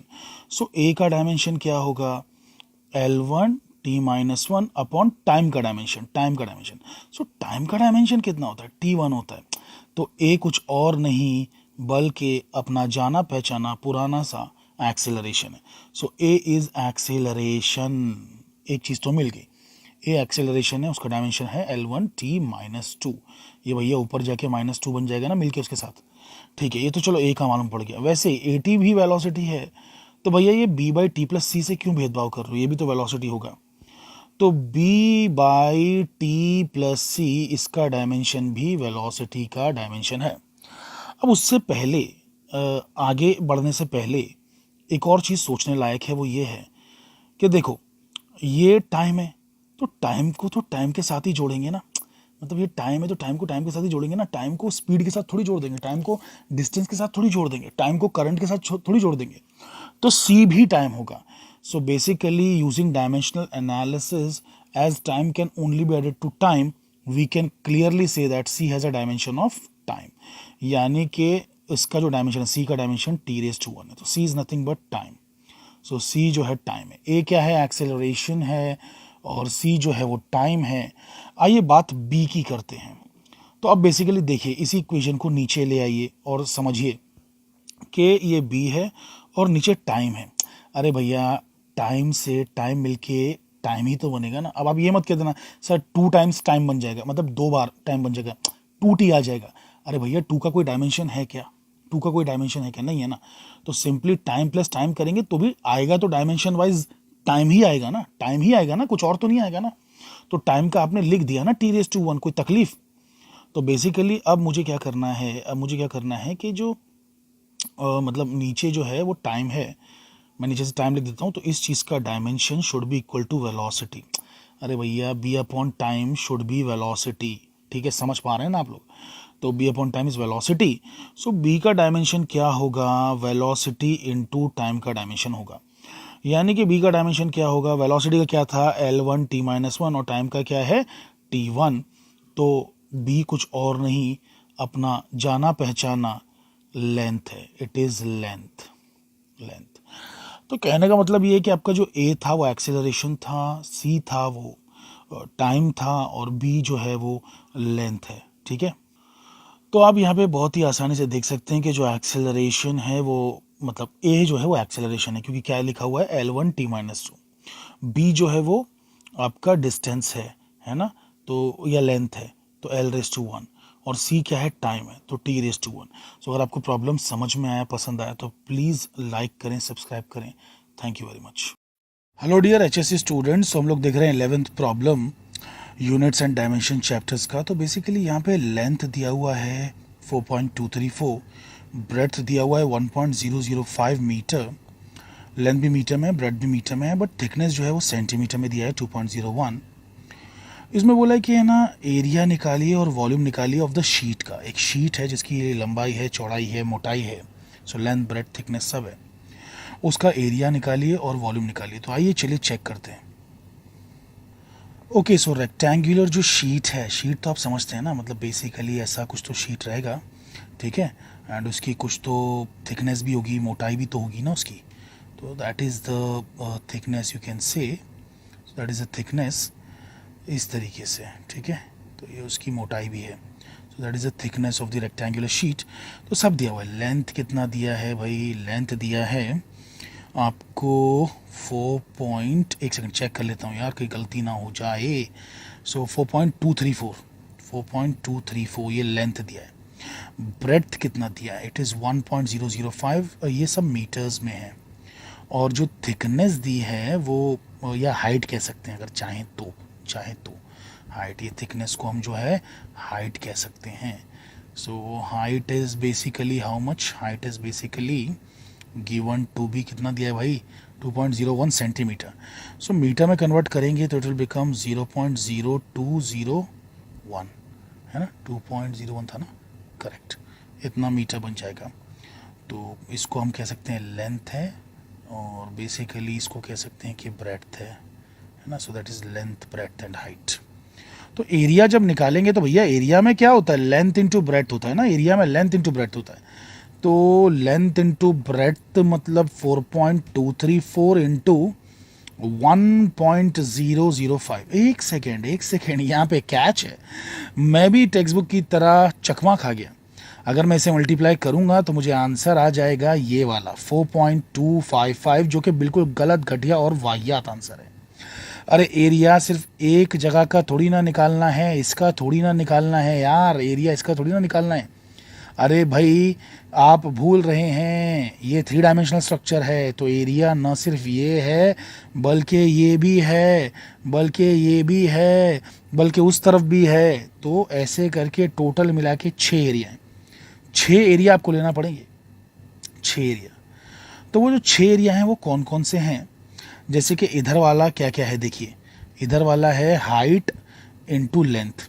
अरे हाइट इंटू लेंथ है ना, तो इधर वाला और इसके पीछे वाला इधर जो होगा हाइट इंटू लेंथ होगा ना, हाइट इंटू लेंथ, अभी समझ रहे हो, लेंथ इंटू हाइट यार, ठीक है। तो 2 बार लेंथ इंटू हाइट आना चाहिए, 2 बार लेंथ इंटू हाइट आना चाहिए, लेंथ इंटू हाइट 2 बार।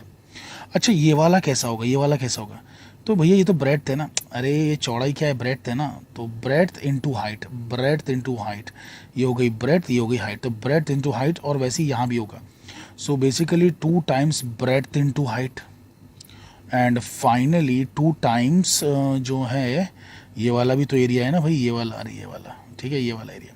तो ये जो एरिया है वो हो जाएगा लेंथ इंटू ब्रेड्थ, तो 2 times length into breadth, 2 times length into breadth. तो भाई ऐसे निकालना पड़ेगा, समझ रहे हैं, तो 2 कॉमन ले लो। So length into breadth plus breadth into height plus length into breadth. तो आइए इसे कैलकुलेट करते हैं, बड़ा लंबा चौड़ा हो गया ये तो 4.234 मल्टीप्लाइड बाई 1.005।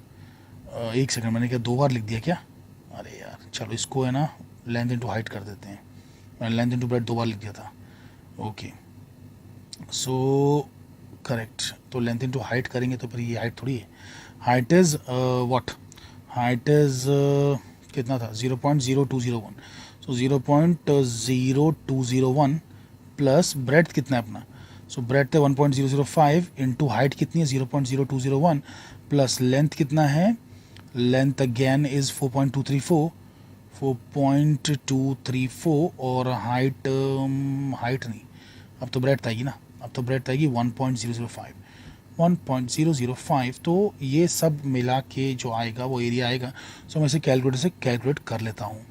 सो आंसर आ रहा है 8.721। आप लोग खुद ही अपने आप से चेक कर लीजिएगा, आप लोग लॉग से कीजिए, आप लोग को अलाउड नहीं है जो आपका 11th क्लास का जो एग्ज़ाम होता है कॉलेज का एग्ज़ाम, उसमें आपको कैलकुलेटर अलाउड नहीं होता, लॉग अलाउड होता है, तो लॉग से आप लोग कर लीजिएगा। इतना आंसर आ रहा है, इतना मीटर स्क्वायर। लेकिन उन लोग ने क्या बोला, करेक्ट सिग्निफिकेंट फिगर्स तक लेना है, correct number of significant figures तक आपको लेना है। तो लेसन पहले तो इंटरनली चेक कीजिए। इंटरनली जब हम चेक कर रहे हैं तो यहाँ पर बेसिकली इसमें 4 सिग्निफिकेंट फिगर्स हैं, इसमें 3 है, ये 3 सिग्निफिकेंट फिगर्स हैं। लेसन ये दोनों सिग्निफिकेंट फिगर्स नहीं हैं, ये 4 सिग्निफिकेंट फिगर्स, ये 3 सिग्निफिकेंट फिगर्स।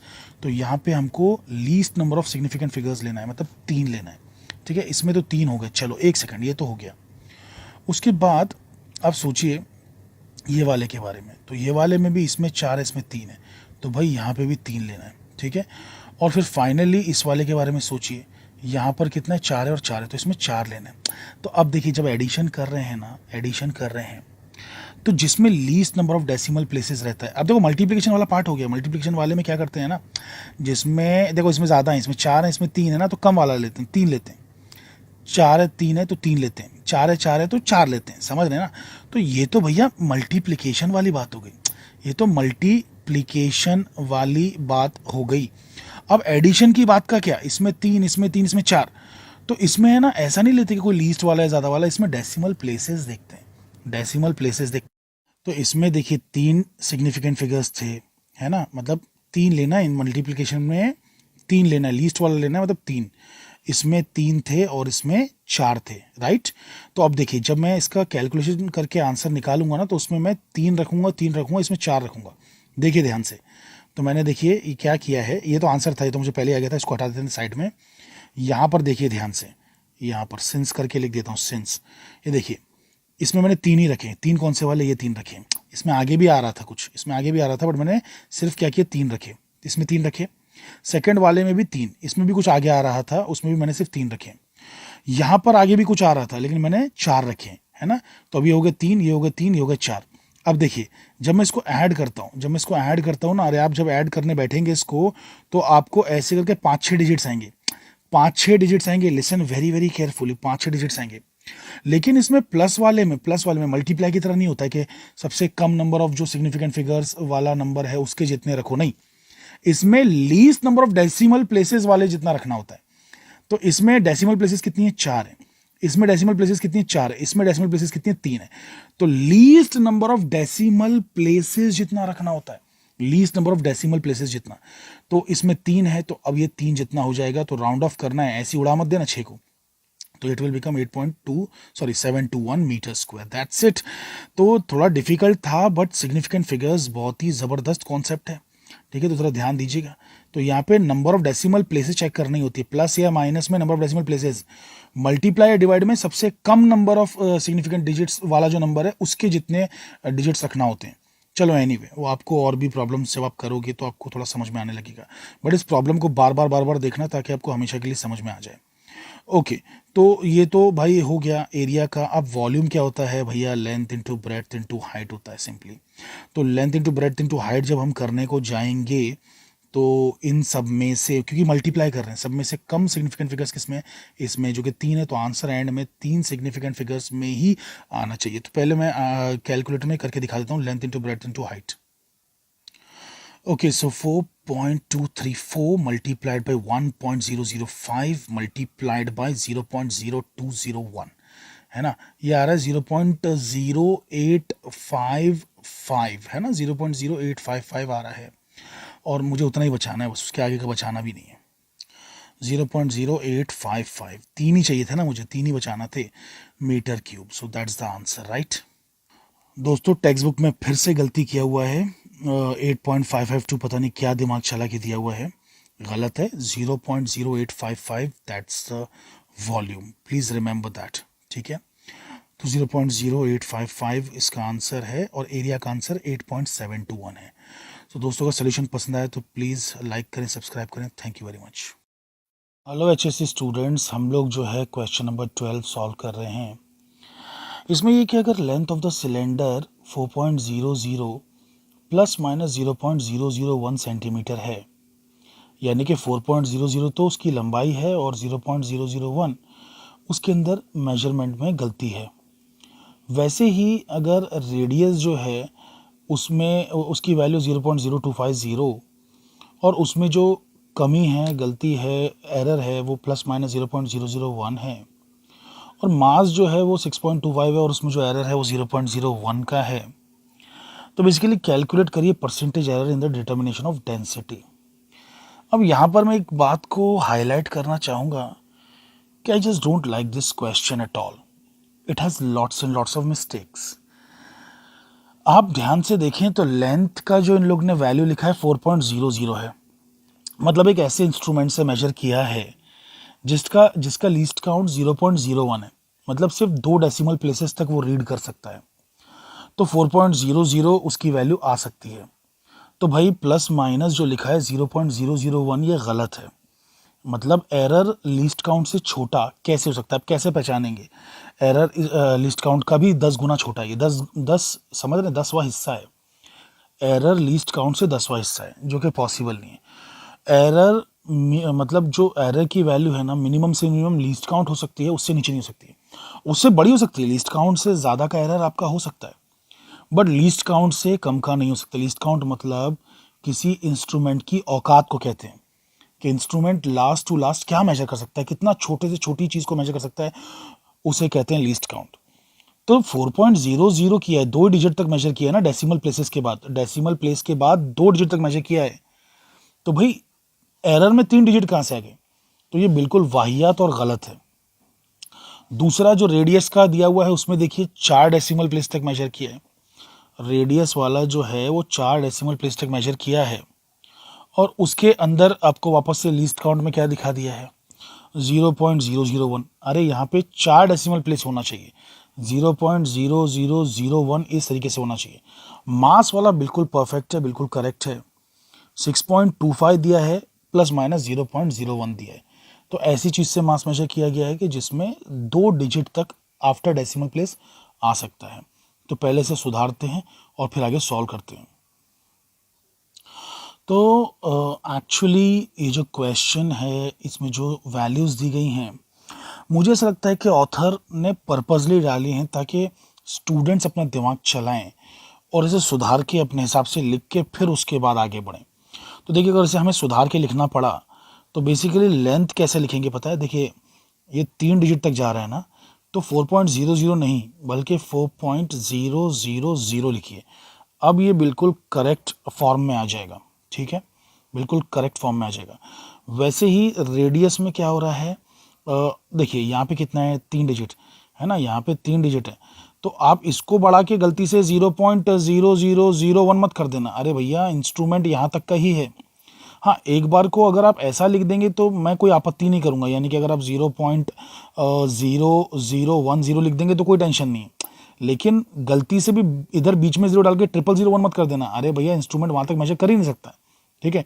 तो गलती ये लिखने में नहीं है, गलती ये लिखने में, ठीक है? तो उसको सही करेंगे। तो 0.0250 न लिख के सिर्फ 3 डिजिट तक लिखेंगे डेसिमल प्लेस के बाद 0.025, जैसे कि ये भी 3 डिजिट तक ही लिखा है 0.001। तो ये हो गया सेंटीमीटर में। उसके बाद में मास को सुधार के लिखने की ज़रूरत नहीं, मास तो एज इट इज़ परफेक्ट ही है 0.01, तो ये बिल्कुल परफेक्ट है। अब बेसिकली डेंसिटी का फॉर्मूला क्या है? डेंसिटी मतलब rho is a symbol, RHO, rho ये जो है ग्रीक सिंबल है। सो डेंसिटी होता है मास अपॉन वॉल्यूम। अच्छा, सिलेंडर की वॉल्यूम कितनी रहती है? सिलेंडर की वॉल्यूम रहती है πr²L। सिलेंडर की वॉल्यूम ऐसी होती है ना, πr²L। अरे भैया पढ़ा है कि नहीं आप लोगों ने 9th स्टैंडर्ड का ज्योमेट्री? तो basically πr²L। So error in density will become delta rho by rho into 100 equals to delta m by m into 100 plus 2 delta r by r into 100 plus delta l by l into 100। समझिए, division में हो चाहे कोई चीज़ multiplication में हो, हमेशा आपको plus ही लेना है बीच में, प्लस ही लेना है बीच में, और ये पावर को मल्टीप्लाई में लेना होता है, ठीक है? तो 2 delta r by r into 100 plus delta l by l into 100। तो डेंसिटी में जो परसेंटेज एरर होगा भाई वो कितना होगा? तो मास में कितना था? 0.01, और मास की वैल्यू क्या थी 6.25। मास में एरर, मास की वैल्यू, है ना, मास की वैल्यू, मास का एरर। वैसे ही जो आपका रेडियस है, अच्छा इंटू 100 जो है नीचे लिख देता हूँ, ठीक है, जगह नहीं है ना मेरे पास। 2 इंटू रेडियस वाला जो हिसाब है वो क्या है भाई, रेडियस वाला 2 into delta R by R है ना, तो 0.025 डिवाइड बाई जो रेडियस, एक सेकेंड यार, एरर तो इतना नहीं है ना, एरर है 0.001 और वैल्यू है 0.025। ओके, एंड फाइनली जो आपका ये है क्या भाई, डेल्टा एल ना, तो डेल्टा एल कितना है 0.001, तो 0.001 डिवाइड बाई लेंथ की वैल्यू 4.000 और दोनों में ही यहाँ पे नीचे हमको 100 लिख देना है, ठीक है। चलिए ये हो गया। अब इसे जब हम सॉल्व करेंगे तो आइए देखते हैं इन सब की वैल्यू क्या आती है। तो 0.01 डिवाइड बाई 6.25 है ना, चेक करते हैं। तो 0.01 डिवाइड बाई 6.25 तो ये आ रहा है 0.0016। 0.001 मल्टीप्लाइड बाई 2 डिवाइड बाई 0.025 है ना, तो ये आ रहा है आपका 0.0। फाइनली 0.001 डिवाइड बाई 4.000, ठीक है, तो ये आ रहा है 0.00025। तो दोस्तों जो तीनों वैल्यू हमें कैलकुलेटर में आई मैंने वो यहाँ पे लिख दी हैं। अब इन सबको 100 से भी तो मल्टीप्लाई करना है, सब में देखिए 100 कॉमन है, ठीक है, तो 100 से मल्टीप्लाई करना है for getting the percentage error in the density. तो अगर मैं इसे ऐड करने को जाऊं, अगर मैं इन चीज़ों को ऐड करूं, एक सेकेंड, 0.025 था, सॉरी मैंने 00 लिख दिया, 0.00025 था, ठीक है। तो ये तो मुझे सीधा सीधा दिख जा रहा है, देखिए ना, सेकेंड डिजिट पे 8 आ रहा है, तो और थर्ड डिजिट पे सिर्फ 1 आ रहा है और कोई भी नहीं है ना, तो 0.0 सेकेंड डिजिट पे 8, थर्ड डिजिट पे कोई नहीं है, 1 है, और फिर 6 और 2 8 हो गया, और फिर लास्ट डिजिट 5, तो 0.08185। अरे आप लोग को अगर नहीं समझ रहा मैं क्या बोल रहा हूँ, चुपचाप इसको ऐड कर लीजिए ना, इनटू 100, तो ये बन जाएगा आपका 8.185% है ना, 8.185%। सो बेसिकली इतनी एरर है किसमें, डेंसिटी के मेजरमेंट में। तो दोस्तों अगर आपको सोल्यूशन पसंद आया तो प्लीज़ मेरे चैनल को लाइक करें, सब्सक्राइब करें एंड दोस्तों के साथ शेयर करें और कमेंट करके मुझे बताएं कि मैं और किन किन चीज़ों पे फिज़िक्स में वीडियो बनाऊं। Thank you very much.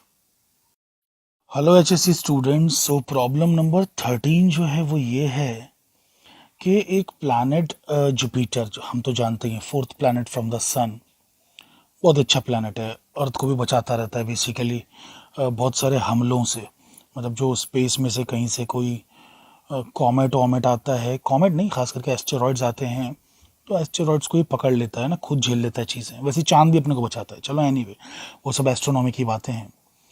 When the planet Jupiter is at a distance, Jupiter का जो डिस्टेंस है ना बताया गया भैया 824.7 मिलियन किलोमीटर्स, कहाँ से, अर्थ से, और उसका जो एंगुलर डायमीटर बताया गया है जो हमको नज़र आता है, मतलब एंगुलर डायमीटर जो हमें नज़र आता है वो 35.72 मिनट्स नहीं सेकेंड्स, वो डबल जो लगा हुआ है ना ऊपर ऐसा अपोस्ट्रोफी टाइप का, ऊपर वो कॉमा जैसे जो दिख रहा है 35.72 के ऊपर 30, उसको सेकेंड्स बोलते हैं, अगर एक लगा होता तो मिनट्स बोलते हैं, और जीरो बना होता तो उसको क्या बोलते हैं, डिग्री। तो 35.72 डिग्री नहीं है, मिनट नहीं है, सेकेंड्स है, तो 35.72 सेकेंड्स ऑफ द आर्क। तो अगर इतना एंगल है, एंगुलर डायमीटर इतना है, तो भाई कैलकुलेट करिए diameter of the Jupiter, Jupiter का डायमीटर किलोमीटर्स में कितना होगा, ये ऐसा बोल रहे हैं, मतलब एंगल दे दिए, एंगल वाला डायमीटर जुपिटर का बता दिया और डिस्टेंस टू द जुपिटर बता दिया, तो वो बोल रहे हैं कि जुपिटर का किलोमीटर में डायमीटर कितना होगा, 35.72 सेकेंड्स ऑफ द आर्क। अरे भैया ये सेकेंड्स टाइम वाला सेकेंड्स नहीं है, ये आपका एंगल वाला सेकेंड है ना, इसलिए इसको स्पेसिफिकली ऑफ द आर्क करके लिखा हुआ है, ऑफ द आर्क, ताकि आप कंफ्यूज ना हो, सेकेंड्स है but of the arc, 35.72 seconds of the arc, of the time नहीं, ऑफ द आर्क है, ठीक है। चलिए इसे सॉल्व करते हैं।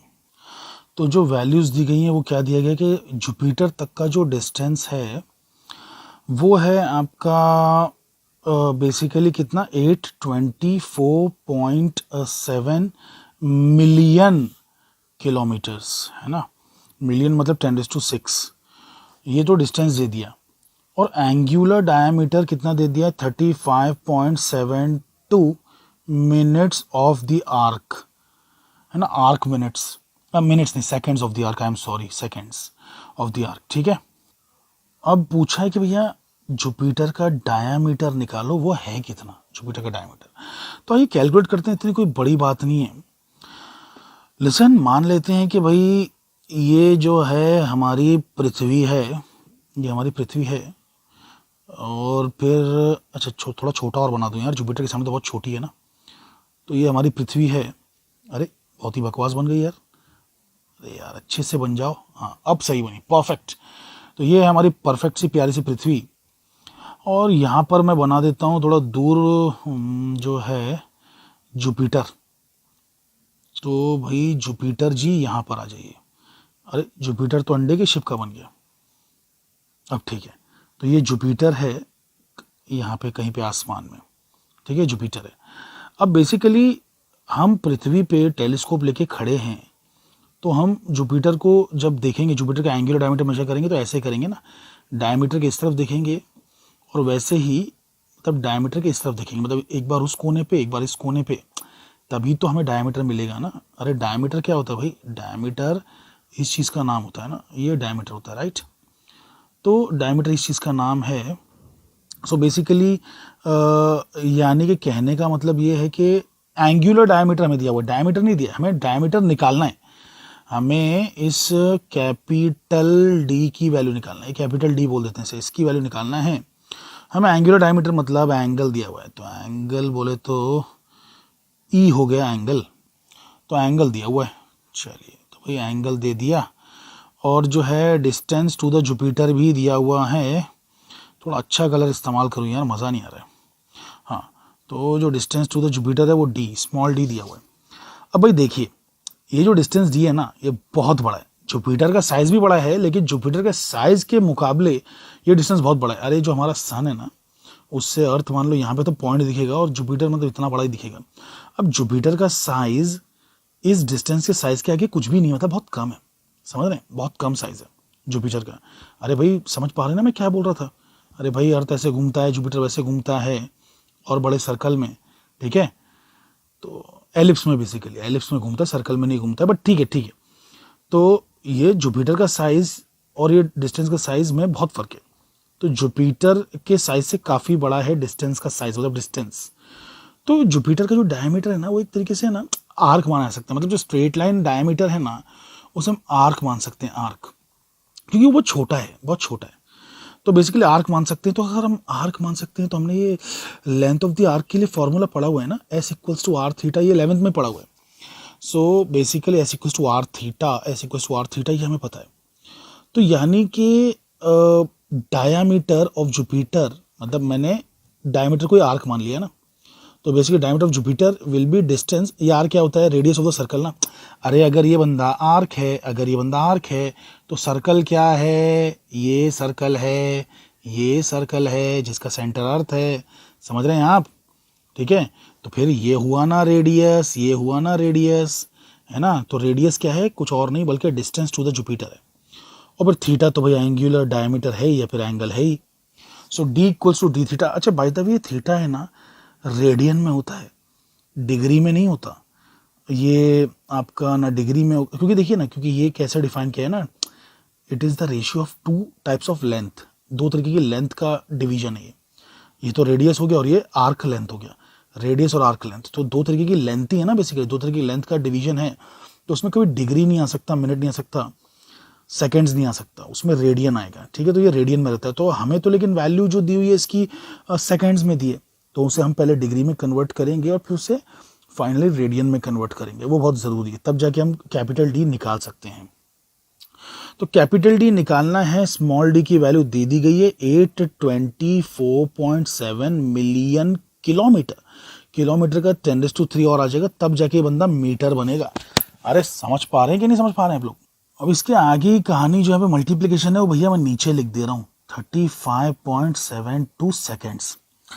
अच्छा, अब सेकेंड्स को अगर मिनट्स में कन्वर्ट करना है तो 60 से डिवाइड कीजिए, और डिग्रीज में कन्वर्ट करना है तो एक बार और 60 से डिवाइड कीजिए, क्योंकि देखिए 1 डिग्री में 60 सेकेंड, 60 सेकेंड नहीं बाबा, 60 मिनट, 1 डिग्री में 60 मिनट, फिर 1 मिनट में 60 सेकेंड्स, तो यानी कि 1 डिग्री में 3600 सेकेंड्स होते हैं, यानी कि 60 इंटू 60, समझ रहे हैं। तो 1 डिग्री में 3600 सेकेंड्स होते हैं, इस बात को ज़रा याद रखिए। तो यहाँ पर जो है मैंने जब 60 इंटू 60 यानी कि 3600 से डिवाइड कर दिया तो ये ऑटोमेटिकली डिग्री में कन्वर्ट हो गया। आप लोग समझ पा रहे हैं मैं क्या कहना चाह रहा हूँ? ये डिग्री में कन्वर्ट हो चुका, ये बंदा डिग्री में कन्वर्ट हो चुका। अगर मैं इसे अब मल्टीप्लाई कर दूंगा, अगर मैं इसे मल्टीप्लाई कर दूंगा 180 बाई पाई से, तो फिर ये फाइनल वैल्यू रेडियन में कन्वर्ट हो जाएगी। रेडियन और डिग्री का ये रिश्ता है, समझ रहे हैं। 1 रेडियन इज 180 बाई पाई, समझ रहे हैं, इनटू एंगल। तो बेसिकली जो डिग्री वाला एंगल है, डिग्री, एक second I made a mistake, sorry. तो इट इज पाई बाई 180, ठीक है, pi by 180, 1 degree is pi by 180 radian. हाँ यार ये करेक्ट है। ज़रा हो जाती है कभी मिस्टेक, है ना, गलती से। अरे भाई टीचर्स इंसान ही है यार। तो 1 degree is pi by 180 radian, ठीक है। तो अगर रेडियन बेसिकली निकालना है, 1 radian, so it will be 180 by pi degrees, ठीक है, इस तरीके से होगा। तो रेडियन में वैल्यू निकालना है तो भाई ये जो बंदा है, ये जो डिग्री वाला बंदा है ना, इसको मल्टीप्लाई करना पड़ेगा, किस चीज़ से मल्टीप्लाई करना पड़ेगा, जो भी आपकी वैल्यू है डिग्रीज में, तब जाके वो रेडियन की वैल्यू आपको आएगी, ठीक है। तो आइए देखते हैं। सो बेसिकली अगर 1 डिग्री इतना रेडियन है तो भाई 35.72 बाई 3600 डिग्री कितना रेडियन होगा। तो आपको क्या करना पड़ेगा, पाई बाई 180 को आपकी वैल्यू 35.72 बाई 3600 से मल्टीप्लाई करना पड़ेगा, तब जाके आपको आएगा रेडियन में आंसर। तो आइए इसे कैलकुलेट करते हैं कैलकुलेटर से। 35.72 divide by 3600 seconds 3600 multiplied by pi की value which is 3.14 divide by 180, तो हमें आ रहा है 0.000173 0.000131 308 था तो राउंड ऑफ करके 31 हो गया। यानी कि इसकी वैल्यू अगर मैं 2 डिजिट तक ही रखूं, तो लेट्स से मतलब दो डिजिट्स ही रखूं, तो ये बन जाएगा 10⁻⁻⁴, है ना, 10⁻⁻⁴। तो भैया इतना रेडियन को सी से लिखते हैं, सी रेस 2 में सी लिखते हैं रेडियन, ठीक है। तो भैया रेडियन में थीटा हमारा आ गया, है ना, थीटा जो है हमारा रेडियन में आ गया। तो ये जो बंदा था, मतलब इसकी जो वैल्यू थी रख देते हैं अभी। एक सेकंड, मैंने कुछ गड़बड़ कर दी थी ना यहाँ पे, हाँ ये गड़बड़ कर दी थी। 180 बाई नहीं, पाई बाई 180 है, सॉरी, पाई बाई 180। रेडियन में कन्वर्ट करना है तो पाई बाई 180 करना पड़ता है। किसी भी डिग्री वाले एंगल को पाई बाई 180 कर देंगे मल्टीप्लाई, तो रेडियन में आ जाता है। तो इसकी वैल्यू तो हमें आ चुकी ना, 0.000117। एक सेकंड, सिंस करके डाल देता हूँ यार, इतना बड़ा यहाँ पे लिखा हुआ है। सो 1.7 इंटू 10⁻⁻⁴। अब बराबर है यार, अब बराबर, अब ये रेडियन में आ गया, है ना, अब रेडियन में आ गया। रेडियन एक सप्लीमेंट्री क्वांटिटी है, फर्स्ट चैप्टर में हम लोग ने पढ़ा है, नहीं इस चैप्टर में यार, सप्लीमेंट्री क्वांटिटी है, तो उसको ज़्यादा डायमेंशंस में लेते नहीं हम लोग। तो फाइनल आंसर हमको जो है ना बेसिकली मीटर्स में आने वाला है। सोच मत लेना कि मीटर और रेडियन लिखोगे आप, लास्ट में यूनिट्स में मीटर रेडियन मत लिख देना, सिर्फ मीटर रहेगा। सप्लीमेंट्री क्वांटिटी उसको लिखना नहीं होता है। तो हाँ, तो हमारे पास जो आंसर आएगा, अब देखते हैं भाई कितना आंसर आता है मल्टीप्लाई करने के बाद दोनों चीज़ों को।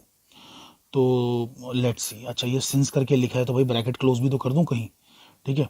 तो ब्रैकेट क्लोज कर दिया कि जो हमारा ये था सेकेंड्स वाला था उसको कन्वर्ट किया हमने। तो भाई अब आइए इसको कैलकुलेटर चेक करते हैं। सो 824.7 इंटू 1.7, खाली इतना ही कर लेते हैं यार, बाकी तो जो है आ ही जाएगा ना यार, मतलब पावर्स तो आ ही जाएंगी हमें। तो 1401.99, मतलब it is as good as 1402, है ना, 1402 अप्रॉक्सीमेटली ले लेता हूँ। सो डायमीटर की वैल्यू आ रही है 1402 इंटू, अब पावर्स को देखो भाई, पावर्स किधर है, ये 10⁹ हो गया और -4, मतलब बचा सिर्फ 5, है ना, 10⁵ बचा, 9 में से 4 गया तो 5 बचेगा ना, 10⁵ मीटर, है ना, इतना है। तो ये हो गया आपका, क्या कह सकते हैं इसे, किलोमीटर्स में कन्वर्ट अगर करना हो सपोज, तो 1402 इंटू 10⁵ किलोमीटर। क्यों? क्योंकि मैंने इसमें से 10⁵3 जो छीन लिया, 10⁵3 छीन लूँगा तो 10⁵3 मीटर यानी कि 1000 मीटर किलोमीटर हो जाता है, ठीक है। तो इतना है, या फिर इसको ऐसे कर सकते हैं 1.402 into 10⁵5 kilometre, that's it. So that's a diameter. तो ये आ गया हमारे जुपिटर भैया का डायमीटर। मुझे 1.402 मिला है इंटू 10⁵5 किलोमीटर। यहाँ पे 1.428 लिखा है क्योंकि मैंने ना एक्चुअली थोड़ा ज़्यादा ही कुछ राउंड ऑफ कर दिया था, मतलब मैंने 1.7 ले लिया ना, 1.73 लेता तो शायद आंसर आ जाता। चेक करते हैं। तो जैसे यहाँ पे 1.7 लिया था मैंने खाली, लेकिन एक्चुअल में 1.73 था, मैंने 3 को इग्नोर कर दिया था। देखिए जब 1.73 ले रहे हैं ना तो बेटर आंसर है, मतलब उससे ज़्यादा मैच कर रहा है। 1426.7 मतलब 1427 इसको, या 1428 अप्रॉक्सीमेटली जैसा वहाँ लिखा है वो मान सकते हैं। तो इससे ज़्यादा बेटर आंसर आ रहा है। तो वो depends on your accuracy also, ठीक है, मतलब आप कितना एक्यूरेट कंसीडर करते हैं। इसके आगे का और डिजिट ले लूँगा तो शायद और बेटर आंसर आ जाएगा, ठीक है। तो हमें आंसर आ चुका है। तो दोस्तों अगर आपको पसंद आए तो प्लीज़ लाइक करें, सब्सक्राइब करें। Thank you very much. Hello HSC students, so 14th problem जो है उसमें कहा गया है कि अगर कोई क्वांटिटी है x जिसकी वैल्यू जो है 4 दूसरी क्वांटिटीज़ पे डिपेंड करती है, जैसे कि a पे, b पे, c पे और d पे डिपेंड करती है। a power 4, b power 3, c power 1/3 और d पावर 1/2। तो बेसिकली x में कितनी एरर आएगी अगर a b c d के मेजरमेंट में 2%, 3%, 3% और 4% की एरर है ना, मतलब ये जो इंडिविजुअल क्वांटिटीज़ हैं इनमें अगर इतनी इतनी एरर है तो फिर x में टोटल एरर कितनी होगी, आइए जानते हैं। सो जो क्वांटिटी है वो है x is equals to, a पे डिपेंड कर रही है, b पे डिपेंड कर रही है, c पे और d पे, a power 4, b power 3, c power 1/3 और d पावर 1/2, इस तरीके से डिपेंड कर रही है। और एरर जो दिए गए हैं ए बी सी डी में, परसेंटेज वाइज एरर जो दिए गए हैं वो दिए गए हैं बेसिकली कितना दिए गए हैं, लेट्स चेक। हाँ, 2, 3, 3 और 4। सो 2%, 3%, 3% एंड 4%, राइट। तो जो ऐसे मल्टीप्लिकेशन और डिवीजन वाले जो बेसिकली फॉर्मूले होते हैं उसके लिए हम एरर कैसे निकालते हैं, delta x by X into 100 is equals to, यहाँ पे आ जाएगा 4 delta a by A into 100। जो पावर होती है वो मल्टीप्लाई में आ जाती है, ठीक है, एरर कैलकुलेशन के टाइम पे। सो 4 delta a by A into 100 plus 3 delta b by b into 100 plus 1/3 delta c by c into 100। इस बात का ध्यान रखा जाए कि डिवीजन में माइनस नहीं लेना है, डिवीजन होने के बाद भी ये दोनों भी प्लस में ही आएंगे, ठीक है।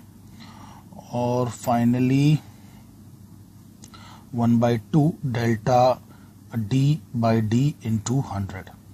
तो इस तरह की कहानी है। सो 4 delta a by into 100, 3 delta b by b into 100, 1/3 delta c by c into 100 and 1/2 delta d by d into 100।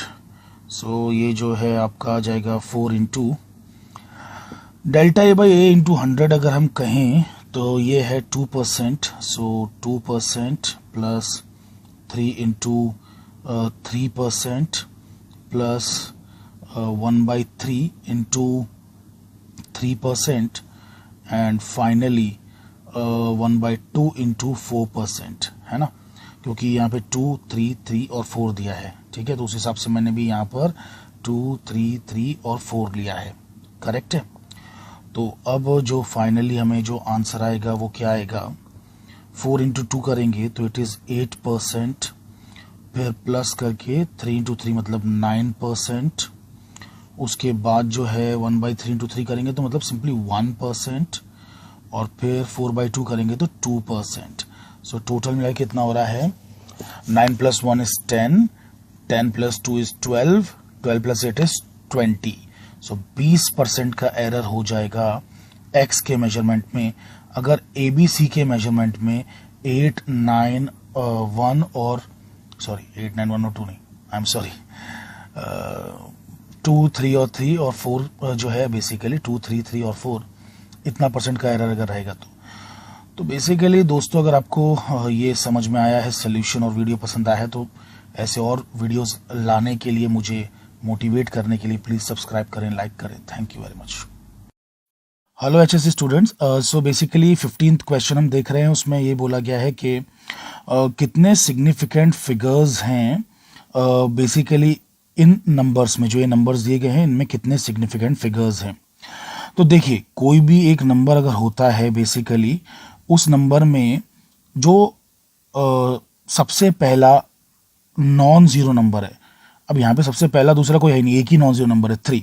तो जो भी कोई भी एक नंबर होता है उसमें सबसे पहला जो नॉन जीरो नंबर है उसके लेफ्ट के सारे zeros according to the rule के मुताबिक लेफ्ट के सारे जीरोज नॉन सिग्निफिकेंट होते हैं।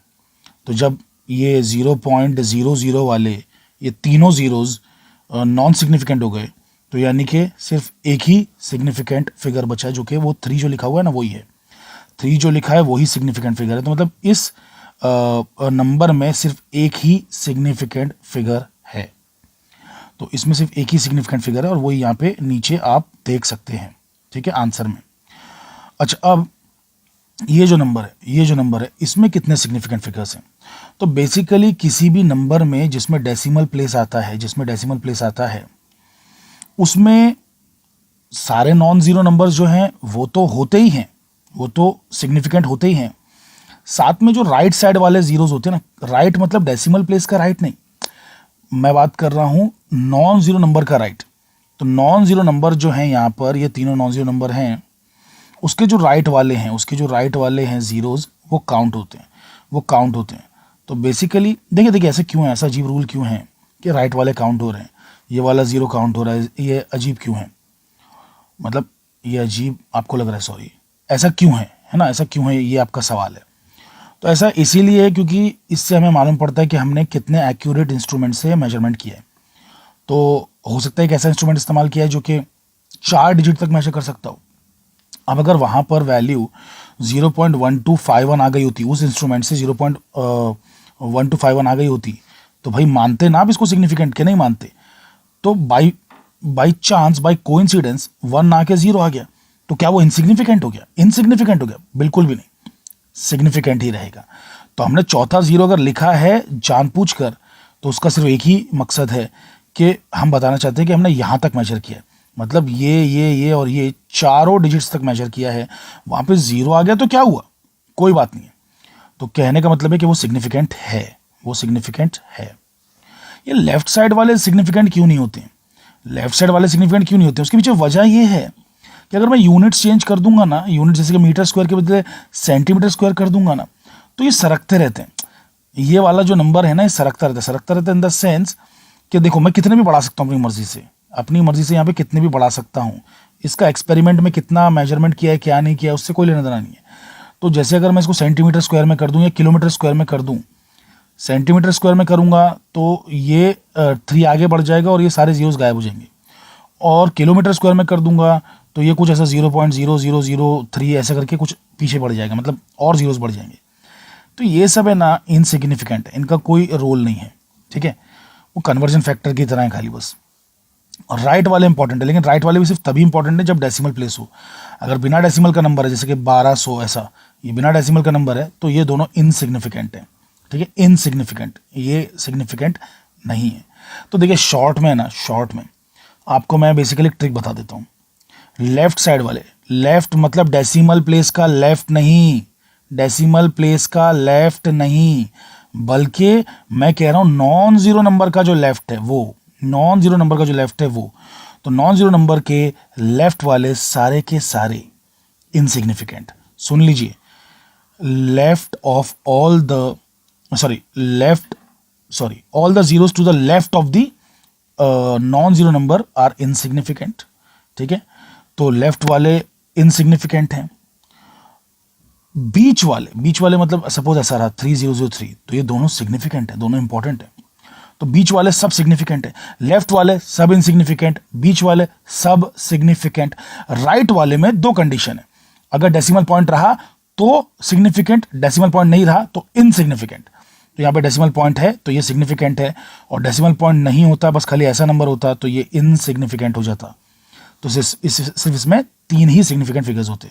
तो देखिए, लेफ्ट वाले सारे इनसिग्निफिकेंट, बीच वाले सारे सिग्निफिकेंट, राइट वाले सारे इनसिग्निफिकेंट अगर कोई डेसिमल पॉइंट नहीं है, और डेसिमल पॉइंट है तो सिग्निफिकेंट।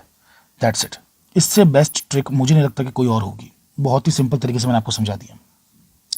तो चलिए, इसमें 1 है, इसमें 4 है, इस वाले में आ जाएंगे तो सिर्फ 2 ही है, 2 ही है, क्योंकि देखो अभी 10⁶ है ना, तो 10⁶ मल्टीप्लाई कर दो इसको, ये बन जाएगा 6 4 0 0 5 6 0 लग जाएंगे ऐसे, है ना, 5 0 लग जाएंगे। अरे भैया, डेसिमल पॉइंट तो है ही नहीं कहीं भी नंबर में, तो राइट वाले सारे जीरोस जो हैं इनसिग्निफिकेंट है। तो जहाँ पे भी पावर दिखेगा ना, पावर को सिंपली है ना इनसिग्निफिकेंट मान लेने का, पावर लेना ही नहीं है, इनसिग्निफिकेंट हो जाएगा यार। अच्छा, व्हाट अबाउट दिस गाय, इस वाले का क्या, इसमें तो 2 है ना, इसमें तो 2 हैं, इस वाले क्या, इसमें भी 2 ही हैं, इसमें भी 2 ही हैं, क्योंकि देखो पावर तुम अप्लाई करके देख लो, पावर अप्लाई करके देखो, 10⁻⁹ की पावर है तो 0.00000 ऐसे करके है ना, कुछ 18 नंबर आएंगे, 18 बार 0 आएंगे, उसके बाद में 16 आएगा। तो ये जो नॉन जीरो नंबर है 1, इसके पहले जितने भी हैं सब इनसिग्निफिकेंट है ना, तो वो भी नहीं लेना है ना। आई होप कि आपको ये बात समझ में आ रही है। सो इसमें भी 2 ही है, एंड फाइनली ये इसमें भी 2 ही है, ठीक है। तो 1 4 2 2 2 ये जो है बिल्कुल करेक्ट है। तो इतने इतने सिग्निफिकेंट फिगर्स हैं। आई होप कि आपको समझ में आया है, और अगर दोस्तों वीडियो पसंद आया है तो प्लीज़ अप्रिशिएट करें, लाइक करें, सब्सक्राइब करें, शेयर करें, कमेंट करें, बेल नोटिफिकेशन को प्रेस करें। Thank you very much. Hello HSC students, हम लोग आ चुके हैं last problem of this chapter में, 16वां प्रॉब्लम, 16th प्रॉब्लम। तो ये प्रॉब्लम कह रहा है कि डायमीटर ऑफ स्फीयर 2.14 सेंटीमीटर है, उसकी वॉल्यूम कैलकुलेट कीजिए और correct number of significant figures में लिखिए। तो डायमीटर दे दिया गया है, हमें वॉल्यूम ऑफ द स्फीयर निकालना है। तो वॉल्यूम ऑफ द स्फीयर आप सभी जानते हैं क्या होती है, right. Volume of the sphere का फॉर्मूला होता है 4/3 पाई रेडियस का क्यूब, पाई इंटू रेडियस का क्यूब। अब रेडियस की जगह पे मैं डायमीटर भी तो लिख सकता हूँ, बिकॉज डायमीटर दिया हुआ है ना क्वेश्चन के अंदर। तो v = 4/3 पाई, डायमीटर क्या होता है, रेडियस का आधा होता है, तो रेडियस का डबल होता है, आई एम सॉरी मतलब रेडियस जो है डायमीटर का आधा होता है, आई एम सॉरी, लिखा बराबर बोल गलत रहा हूँ। तो रेडियस जो है डायमीटर का आधा होता है, तो d/2⁻³ ठीक है, तो d/2⁻³। अब बेसिकली 4/3 पाई, डायमीटर की जो हमें वैल्यू दी है वो कितनी दी है, आइए चेक करते हैं, 2.14 सेंटीमीटर। ओके, तो डायमीटर 2.14 सेंटीमीटर, और फिर डिवाइड बाई 2 जो है ना उसको मैं बाहर निकाल ले रहा हूँ, तो वो बन जाएगा 2 का क्यूब होके 8 बन जाएगा, है ना, यहाँ पे क्यूब छोड़ दे रहा हूँ। तो वॉल्यूम की वैल्यू आइए कैलकुलेट करते हैं कैलकुलेटर से। आप लोग कैलकुलेटर से मत करना, आप लोग को लॉग टेबल से करना है। तो वैसे ये 4 से डिवाइड होके ये नीचे 2 हो जाएगा, तो मैं इसको थोड़ा सिंप्लीफाई और कर दे रहा हूँ। सो π/6 हो गया इंटू 2.14 का क्यूब हो गया। आइए इसे चेक करते हैं, है ना, ये 3 2 6 हुआ ना भाई, तो आइए इसे चेक करते हैं।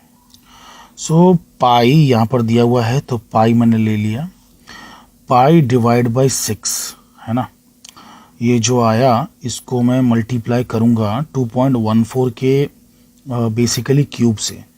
सो लेट्स से 2.14 ये हो गया, है ना, रेज़ टू 3, 2.14 का क्यूब। तो ये जो मुझे आंसर आ रहा है ये आ रहा है 5.13144। तो मैं इसे भी वहाँ लिख लेता हूँ, ठीक है। सो वॉल्यूम का आंसर आया 5.13144 सेंटीमीटर क्यूब, उसका यूनिट होगा। ओके, अब यहाँ पर आप देख सकते हैं बेसिकली कि हमारा जो डायमीटर था या रेडियस था या जो भी था, वो 3 सिग्निफिकेंट फिगर्स थे उसके अंदर, तो यहाँ पे भी 3 से ज़्यादा नहीं हो सकते।